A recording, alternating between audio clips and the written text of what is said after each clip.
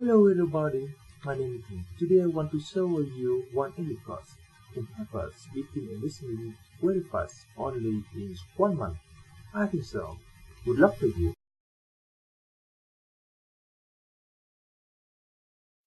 Welcome to the mini story for bad choices. Let's get started with the story.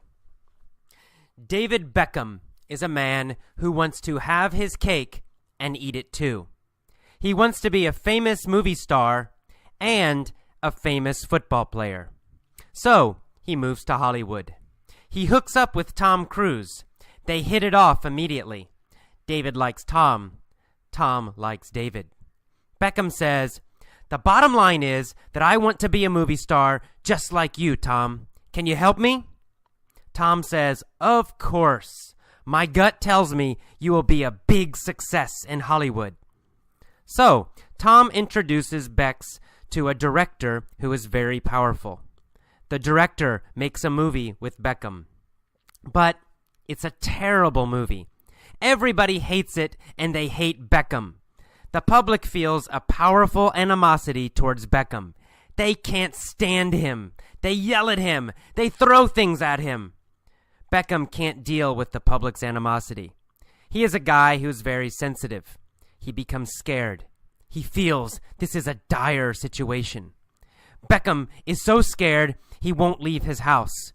He keeps the windows closed and the doors locked. He becomes paranoid and he won't leave the house, even to play soccer. Finally, his team manager calls and says, "This is a situation which is unacceptable. You're fired." Beckham cries, "No!" He has no job and nobody can stand him. Okay, let's go back to the top, this time with questions. David Beckham is a man who wants to have his cake and eat it too. Does Beckham want two things, but really he can only have one? Yes, that's the exact meaning of to have his cake and eat it too. What does he want? What two things does he want? Well, he wants to be a soccer player and a movie star. He wants both. But actually, he must choose. He can only be one, either a movie star or a soccer player. He doesn't have enough time or talent or skill to do both. But he wants both. He wants to have his cake and eat it too. Does Beckham want to have his cake and eat it too by being rich and good looking? Well, no, actually, no. It's possible to be rich and good looking. That's okay. You can look good, you can be handsome and rich. You don't need to choose between those two things. So that's not the problem. He wants to have his cake and eat it too because he wants to be a famous soccer player and be a famous actor at the same time. And this is not possible. He wants to have his cake and eat it too. He wants both things, but he can only have one. So he moves to Hollywood. He hooks up with Tom Cruise. Does he meet Tom Cruise? Yes, he does. He meets Tom Cruise. Does he hook up with John Travolta? No, he doesn't hook up with John Travolta. Does he hook up with Julia Roberts? No, he doesn't hook up with Julia Roberts. Does he hook up with Tom Cruise? Yes, he does, of course. Does he hook up with Julia Roberts or Tom Cruise? Well, he hooks up with Tom Cruise. Does he hook up with the Spice Girls? Well, in the past, he hooked up with one of the Spice Girls, right? He hooked up with one of the Spice Girls. Now, this is a different meaning of hooked up. Is he dating Tom Cruise? Well, no, he's not. No. He hooked up with Tom Cruise means he just met Tom Cruise. They met, they got together. But if he hooked up with one of the Spice Girls, then that means, yeah, he's dating her, he's married to her now, etc. So he hooked up with Tom Cruise, and they hit it off immediately. Did Tom hate David? No, they hit it off immediately. They liked each other immediately. Did Beckham hit it off with Tom? Yes, he did. Beckham liked Tom. Did Tom hit it off with Beckham? Yeah, Tom also liked Beckham. They hit it off. They both hit it off. Did Tom Cruise hit it off with Ronaldinho? No. He didn't hit it off with Ronaldinho. In fact, he hates Ronaldinho. He hates him. He likes Beckham because Beckham is cool and he looks good. So, he hit it off with David Beckham. He did not hit it off with Ronaldinho. Who did Beckham hit it off with? Well, he hit it off with Tom Cruise. All right, so they liked each other. And Beckham said, "The bottom line, Tom, is that I want to be a movie star just like you." What is Beckham's final point, his most important point? Well, the most important thing he wants is to be a movie star just like Tom Cruise. That's the bottom line. Is the bottom line that Beckham wants money? No, that's not the bottom line. The money is not the most important thing for Beckham right now. What is the bottom line for David Beckham? The bottom line is he wants to be a famous movie star. That's his bottom line. That's his main point, his final point, his most important point. What is Tom Cruise's bottom line? Well, maybe Tom Cruise's bottom line is Scientology, his religion.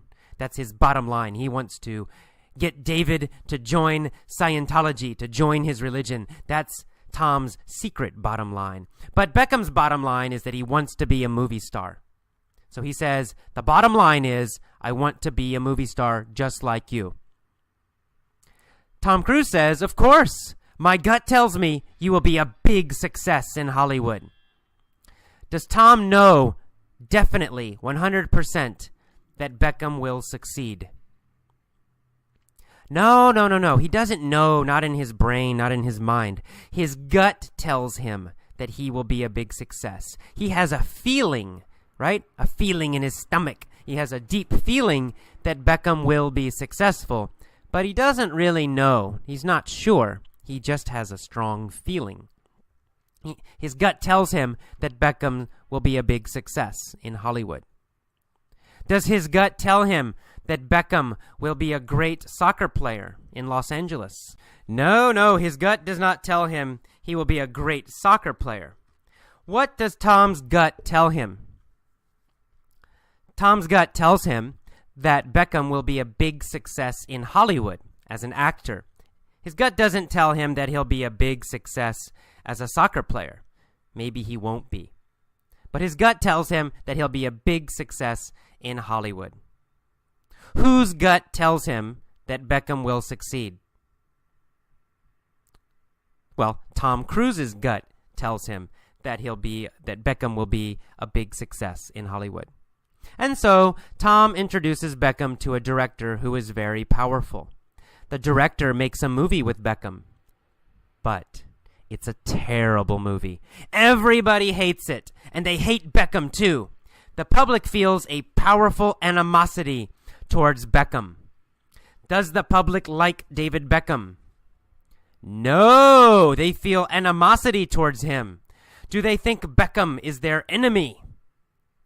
Yes, that's right. They think David Beckham is their enemy. He is the enemy of goodness. He is the enemy of good quality. He is the enemy of honesty.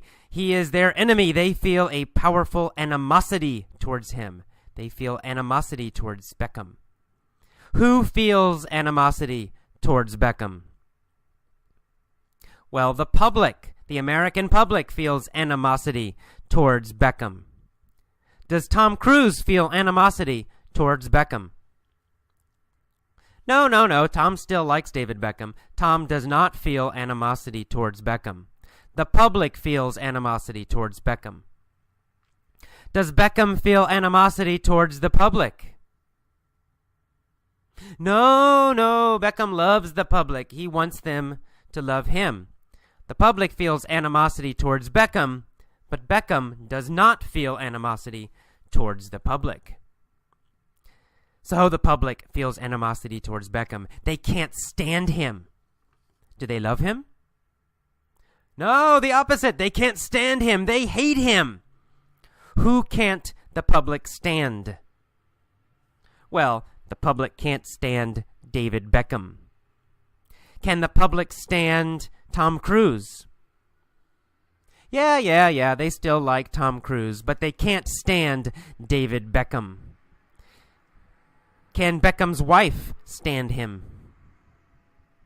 Yes, his wife can stand him. She still likes him. She still loves him. But the public can't stand David Beckham.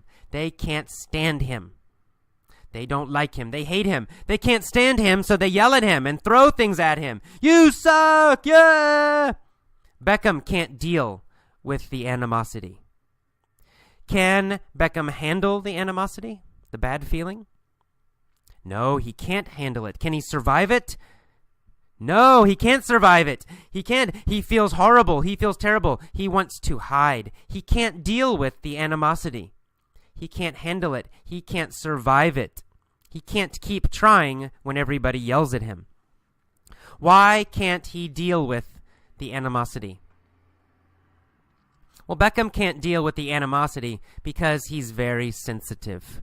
He's a guy who is very sensitive. So Beckham can't deal with the bad feelings. Beckham can't deal with the public's animosity. Can Beckham deal with his coach? Yeah, Beckham can deal with his soccer coach. If his soccer coach becomes angry, Beckham can deal with it. He can deal with it, no problem.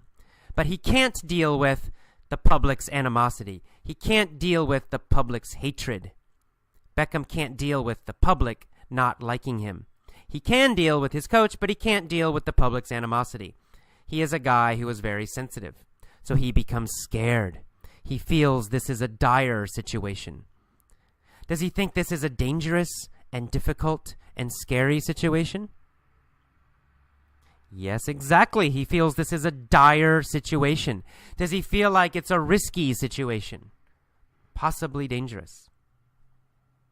Yes, that's right. He feels it is a dire situation, a very risky situation. What is the dire situation? Well, the dire situation is the public's animosity, right? They hate him. That's the dire situation. Does he have a dire situation with soccer, with football? No. He's still good at playing soccer. He does not have a dire situation with soccer. That's not a dire situation. But his movie career has a dire situation. This is a dire situation. It's a dire situation that the public hates him. Beckham is so scared he won't leave his house. He keeps the windows closed and locked. He keeps his doors closed and locked. He becomes paranoid. Does Beckham think everyone wants to hurt him? Yes, he's paranoid. He thinks everybody wants to hurt him. Does he think Tom Cruise wants to hurt him? Yes, he does. He thinks that even Tom Cruise wants to hurt him. He's paranoid. Does Tom really want to hurt him? No, Tom really does not want to hurt Beckham. Tom still likes Beckham, but Beckham's paranoid. Beckham thinks everybody wants to hurt him, even Tom Cruise, even his wife. He thinks everyone wants to hurt him and everybody hates him. He's paranoid. Is he paranoid about his wife? Yes, he is. He thinks his wife also hates him. Is he paranoid about Tom Cruise? Yes, he thinks Tom Cruise wants to hate him also and wants to hurt him. Does he think that everyone in the world wants to hurt him? Yes, he does. He is very, very paranoid. He thinks everybody in the world hates him and wants to hurt him. He is super paranoid. He's so paranoid that he won't leave his house. He won't even go to play soccer. Finally, his team coach, his team manager calls and says, "Beckham, this is a situation which is unacceptable. You're fired." Beckham loses his job and his movie career. He starts to cry. Oh no, everybody hates me. He has no job and nobody can stand him. Does anybody like Beckham now? No, not anymore. Finally, nobody likes him. Finally, nobody can stand him. Can Tom Cruise stand him, finally, in the end? No, even Tom Cruise can't stand him in the end. Why can't Tom Cruise stand him anymore? Well, because he's so paranoid, right? He's always telling Tom, "You want to hurt me. You want to hurt me. You hate me." And so now, even Tom Cruise can't stand him. Can his wife stand him anymore? No, even his wife can't stand him. Now she wants a divorce because Beckham is not famous anymore. Nobody likes him, so his wife wants a divorce. She can't stand him. Tom Cruise can't stand him. His coach can't stand him. The public can't stand him. Nobody likes him. Okay, this one is a little long, so no time to pause. So what I would like you to do, go back, listen to each sentence, then pause and repeat the sentence. Copy my pronunciation. Then listen to the next sentence. Pause again. Repeat my pronunciation. Copy my pronunciation. And then play one more sentence, and then pause, and again, copy my pronunciation. After you do that, finally, try to tell all of the story yourself. Okay, go on to the point of view mini-stories next. Hello, welcome to the POV, point of view mini-stories for bad choices. Same story, different time. Let's start the first one with 3 years ago. We'll have to imagine this happened 3 years ago. 3 years ago, David Beckham was a man who wanted to have his cake and eat it too. He wanted to be a famous movie star and a famous soccer player at the same time. So he moved to Hollywood. He hooked up with Tom Cruise. They hit it off immediately. Tom liked David. David liked Tom. Beckham said, "Tom, the bottom line is that I want to be a movie star just like you. Can you help me?" Tom said, "Of course. My gut tells me you will be a big success in Hollywood." So Tom introduced Beckham to a director who was very powerful. The director made a movie with Beckham. But it was a terrible movie. Everybody hated it, and they hated Beckham. The public felt a powerful animosity towards Beckham. They couldn't stand him. They yelled at him and threw things at him. Beckham couldn't deal with the public's animosity. He was a guy who was very sensitive, so he became scared. He felt this was a dire situation. Beckham was so scared he wouldn't leave his house. He kept the windows closed and the doors locked. He became paranoid and wouldn't even leave to play soccer. Finally, his team manager said, "This is a situation which is unacceptable. You're fired." Beckham cried. Oh, he had no job and nobody could stand him. All right, let's change the time a little bit. This time we're going to talk about the story, but that Beckham has always wanted to do these things, okay? So these have been happening for a while. Beckham has always been a man who has wanted to have his cake and eat it too. He has always wanted to be a famous movie star and a famous football player. He has always wanted to move to Hollywood. He has always wanted to hook up with Tom Cruise, and he has hoped they would hit it off immediately. David has always liked Tom Cruise. Tom has always liked David. Well, one day, Beckham said, "Look, Tom, the bottom line is that I want to be a movie star just like you. Can you help me?" Tom said, "Of course. My gut tells me you will be a big success in Hollywood." So Tom introduced Beckham to a director who was very powerful. The director made a movie with Beckham, but it was a terrible movie. Everybody hated it, and they hated Beckham. The public felt a powerful animosity towards Beckham. They couldn't stand him. They yelled at him. They threw things at him. Beckham couldn't deal with the public's animosity. He was a guy who was very sensitive. He has always been a guy who was very sensitive. He felt this was a dire situation. Beckham was so scared he wouldn't leave his house. He kept the windows closed and the doors locked. He became paranoid and wouldn't even leave to play soccer. Finally, his team manager called and said, "This is a situation which is unacceptable. You're fired." Beckham cried. He had no job and nobody could stand him. Okay, you'll notice that I use the perfect, the have been, have gone, that verb tense, when I was talking about things that have always been true or that were true for a while in the past, maybe starting in the past until now, or maybe over some time in the past, a range of time. And then when I talked about specific conversations, specific actions, I used the simple past. All right, don't think about that too much. Listening is how you will improve your grammar, listening and practicing. Why is not a good question about grammar or language. Don't ask why. If you want a PhD, a doctorate in linguistics, you can ask why. If you want to be fluent, if you want to speak English easily and naturally, don't ask why. Okay? Just learn it. Just listen carefully. Just do the lessons. You will improve, I promise. All right, next, let's talk about the future. In fact, maybe this is going to be a true story, right? Let's think, what's going to happen to David Beckham when he comes to Hollywood? He's moving to Los Angeles. That's true. What's going to happen? Let's imagine. This is what I think will happen. So now, the future. Next year, David Beckham is moving to Los Angeles. And he is a man who wants to have his cake and eat it too.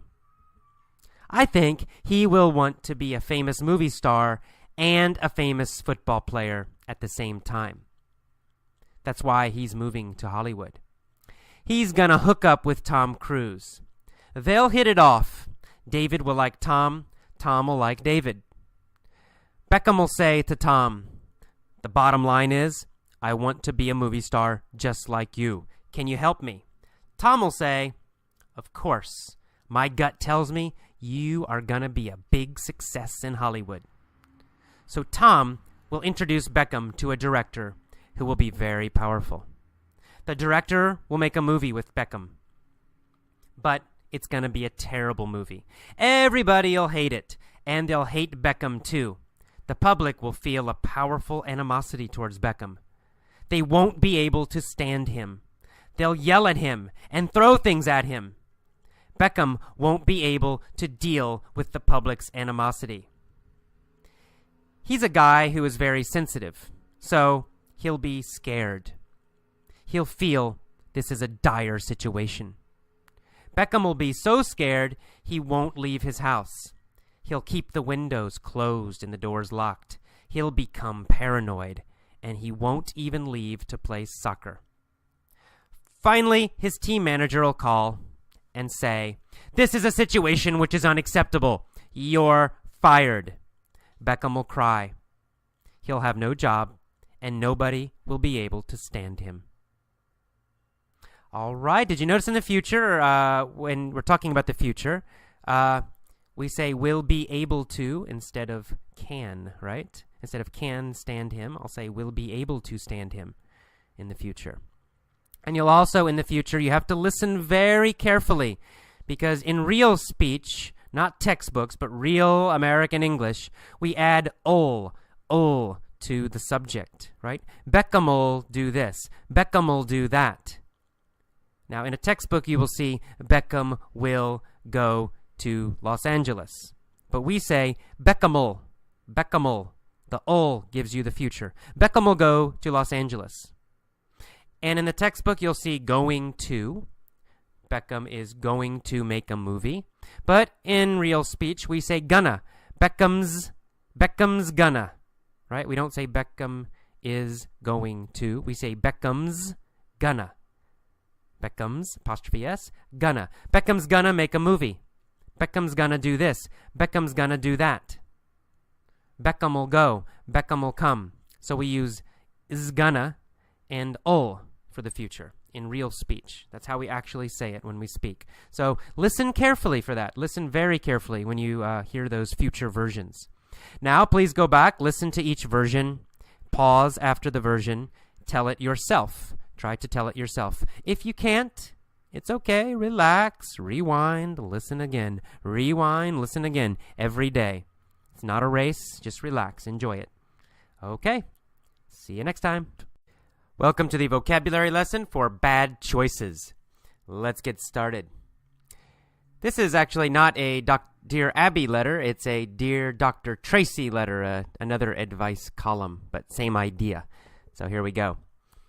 Okay, first of all, in the beginning, we see the word divorced. Of course, divorced means you're not married anymore. You were married and then you broke the marriage. Now you are divorced. Okay, and then we see the word approximately. Approximately means about, almost, kind of. So she says, I've been divorced for approximately 3 years. Means about 3 years. Not exactly 3 years, but, close to 3 years. Okay, and then she said when she met her new boyfriend, she said they hit it off very quickly. When you talk about people hitting it off or to hit it off, it means you like each other very quickly. So you go to a party, you meet someone new, and you say, wow, we hit it off. It means you started talking and immediately or very quickly you liked each other. So that's to hit it off. Sometimes it's used with dating, sometimes just friendship is fine also. Okay, then a little bit later in the paragraph, she says she found out that her boyfriend was fooling around with someone else. Now in this case, in a situation, fooling around in a dating situation means basically having sex with somebody. And it has an idea of very casual. It's not a deep, serious relationship. So if you say, someone asks you, are you dating? Are you dating that person? And you say, no, we're just fooling around. It just means you're just having fun, maybe having sex, but that's all. It's not a super serious relationship. So her boyfriend was fooling around with someone else. She found out that he was having sex with somebody else. And of course, she's not happy. All right, and then she said, I figured that since we didn't have a committed relationship, that it was no problem. I figured means I thought. Sometimes we'll say, I figure this is a good thing to do. It means I think it's a good thing to do. So to figure means to think. It has other meanings maybe too, but in this case, and usually, it's kind of a casual way to say think or believe. Okay, and then she said she figured she had no place to say anything because they did not have a committed relationship. A committed relationship is a serious relationship where you say, I'm only with you, you're only with me. That's a committed relationship. So if you're married, that's a committed relationship. If you have a very serious boyfriend or girlfriend, that's a committed relationship. It's not just fooling around. It's a committed relationship, serious. So she said, we didn't have a committed relationship, so I had no place to say anything. To have no place to do something, it means you have no good reason. So I had no place to say anything means I have no good reason to complain, to say something to him, to complain. Oh, why are you with that other woman? Because they did not have a committed relationship, she had no place to say something to him, to complain. She had no good reason to complain. All right, and she mentions in that first paragraph also that she found out that this guy, her boyfriend, went with another woman to his family reunion. A reunion is kind of a meeting, but it's a meeting of people from your past. So a family reunion means all of your family members come together and they meet one time. Not just your close family, not just your mom and your dad or brother or sister. It also means aunts, uncles, cousins, your really big family. Probably you don't see them a lot. Depends, I guess. Some people live near their big families. But in America, most people don't live near their extended families, their big families. So they have a family reunion sometimes where all the family, the cousins, the aunts, the grandparents, the uncles, everybody gets together at one time. That's called a family reunion. So a family reunion. All right, so then let's move on to the next paragraph for the vocabulary. She says, I guess my issue is the fact that now I'm still in this relationship. She's still with him. She says, my issue. My issue means my problem. Issue sometimes means topic, but also sometimes it means a problem. Especially in relationships or psychologically, mentally. If we say I have issues or I have an issue, then usually that means I have a problem or I have problems. So she says, I guess my issue is the fact that I have a child with him now, and all this stuff is still happening. So she says, I guess my problem. This is her problem, her issue, her problem. Okay, so she's still dating him. But she says, I brought a child into this nonsense. So she's dating her boyfriend. Her boyfriend has another woman, and now they have a child together. Oh, it's complicated. Anyway, she says, I brought a child into this nonsense. So brought a child into means just she gave birth. She had a baby, and now the baby is in this situation also. The child is in this situation. And nonsense means something that's foolish, stupid, crazy. So in this case, this nonsense means this crazy, stupid situation. So now there's a child involved in this crazy situation, in this nonsense. Okay, and then she says that the boyfriend always makes an excuse. He's always making excuses. An excuse is a reason for doing something that's wrong. Right? So if you're late to class and I say, why are you late? And you say, the bus was late. That's your excuse, right? It's the reason you did something wrong. Being late to class is wrong. It's not a big wrong, but it's a small thing. But it's a mistake or it's something wrong. And your reason for doing something wrong is called an excuse. So you say, the bus was late. That's your excuse. That's your reason for doing something that's bad or wrong or criticized. All right, and a little later on in that second paragraph, she says, I have dealt with him taking women to hotels, and my gut tells me it was her. Okay, I have dealt with. To deal with something, to deal with a situation, to deal with a person. It means you keep trying to solve problems in that situation. You don't quit, but you also don't solve the problem. So it really has this idea of continuing to survive or continuing to try, usually some difficult situation. So she says, and the past tense is dealt. Present tense is deal. So to deal with somebody means they're difficult, but you'll deal with them. You'll keep trying to talk to them or communicate with them. If you deal with a difficult situation, it means you survive this situation. You keep trying in this situation. You probably don't solve the problem completely, but you also don't quit. You deal with it. Past tense is dealt with. So she says, I have dealt with this difficult problem.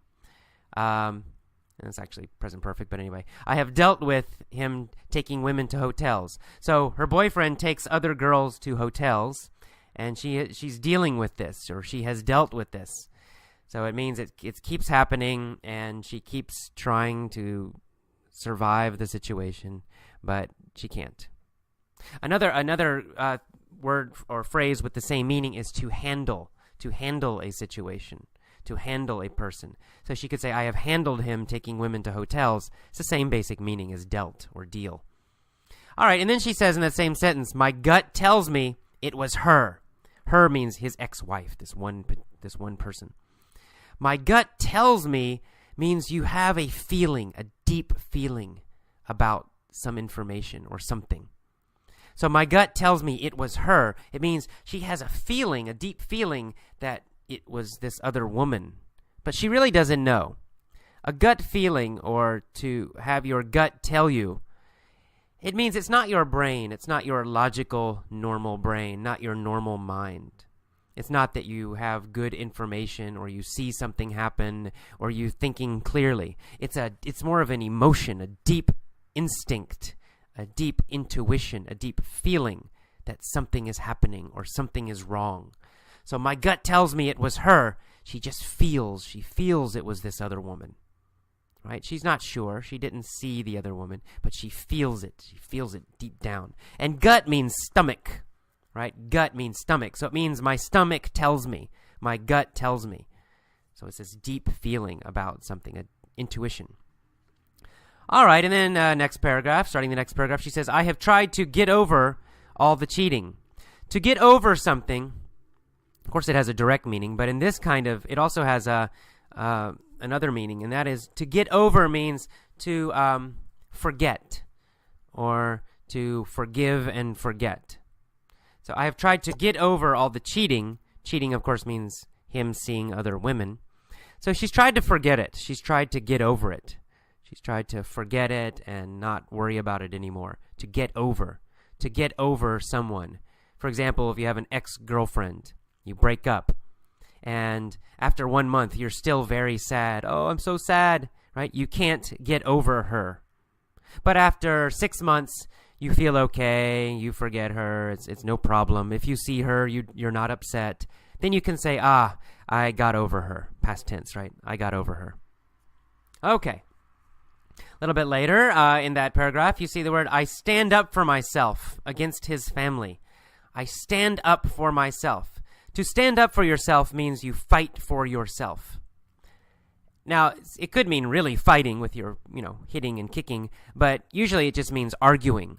So if someone does something bad to you, you won't let them do it. You will say, hey, stop doing that. Don't do that. That's called standing up for yourself. I stand up for myself means I fight for myself. I argue for myself. I am strong for myself. I don't let other people attack me or treat me badly. I stand up for myself. I'm not sure she really does, but anyway, I stand up for myself. Okay, and then a little bit later, she says, I guess the bottom line is, knowing how much he still sees his ex-wife and that there's all this bad stuff happening with the child, the bottom line means the final problem or the conclusion, right? If you say, the bottom line is, I'm really angry, that means that's your final point. That's your main point. That's your conclusion. So maybe I talk a lot about many, many things, but finally, my conclusion, my main point is that I'm angry. The bottom line is that I'm angry. The bottom line is your main point. All right, let's keep going. And he says, I cannot stand her, this other woman. She cannot stand her. If you can't stand someone or can't stand something, it means you hate it. If you say, I can't stand English, it means you hate English. Of course, that's not true, but anyway. If you say, I can't stand Tom Cruise, it means you hate Tom Cruise. So you can't stand something, it means you hate it. And then a little bit later, she uses the phrase that he wants to have his cake and eat it too. To have his cake and eat it too. Or to have your cake and eat it too. This means you want two things, but really you must choose one. Right? So if you have your cake, you keep your cake, then you can't eat it, because if you eat it, then it's gone, right? It disappears. It goes to your stomach. Now you don't have it anymore. So if you have a cake, you can keep it. You can keep it. It looks perfect. Everything's perfect. Or you can eat it, right? You can eat it and then it's gone. But you cannot eat it and keep it at the same time. It's impossible. So this phrase, to have your cake and eat it too, it describes a situation where you want two things, but you really can only have one of them. Another example, you go to a store, you want to buy an iPod, and you have $150. And you say, I want to keep my money, and I also want the iPod. Well, it's impossible, right? You can only have one. You want to have your cake and eat it too. Okay, a little later we see the word paranoid. Paranoid means you're scared of everybody and everything. And you think everybody wants to hurt you. You think everybody wants to cheat you or hurt you. That's paranoid. Then we see the word animosity a little bit later. Animosity is a feeling that you don't like somebody. It's a feeling that somebody is your enemy. If you say, I have animosity towards him, it means you think he is your enemy. You feel he is your enemy. Animosity, it means a feeling that someone is your enemy. And then finally, the last paragraph, we see the word dire. Dire. Dire means very difficult or dangerous or terrible. Like a dire situation is a very risky, difficult situation. Maybe dangerous. Or maybe just risky. It means it's easy to fail. It's easy that something bad will happen. Dire, a dire situation. A dire need means you have a terrible need. You really, really need something, or else you will suffer, or something bad will happen. And finally, the last phrase, to hook up with somebody. She says she always hooks up with bad men. To hook up with means to connect. Now, it can just mean to meet. I'm going to hook up with my friend at the movie. That means you're going to meet your friend at the movie. But it can have a dating meaning. If you hook up with somebody, it means you connect with them and you start dating them, or you just have sex with them. You say, I hooked up with this girl at the bar. It means you met the girl at the bar and you probably went home and had sex. So to hook up with means to meet somebody, but it can also have this idea of just meeting someone and then having sex with them. All right, to hook up with. Let's move on to the mini story now.